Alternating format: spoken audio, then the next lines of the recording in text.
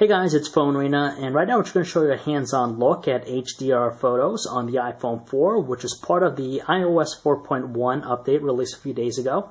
And if you haven't heard about it, they're basically called high dynamic range photos. There are basically three different images combined, which are basically one that's overexposed, one that's underexposed, and the regular shot. All three are combined to produce HDR photos. So let's just quickly show you how to take one and what kind of detail they produce.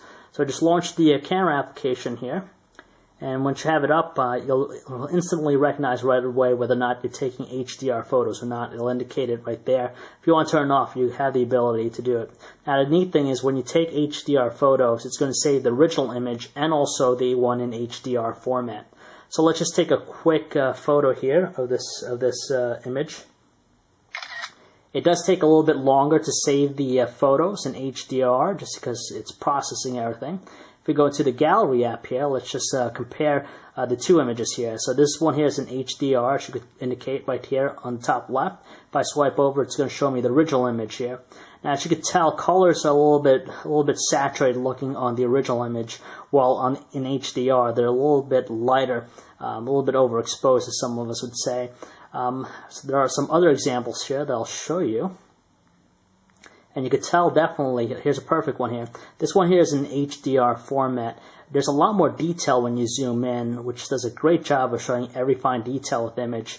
With the regular shot though, the color is a little bit more saturated looking, but the detail is kind of a little bit lost compared to the other one.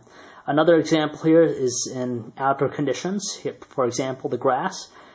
Here in this HDR image, you could tell that the grass is a little bit lighter in color versus the original one here. It's a little bit more natural looking. So it's just going to depend on which one you're going to like. In certain conditions, it's going to be a little bit better. Others, it might look a little bit washed out or a little bit overexposed. You can tell here the difference between the two.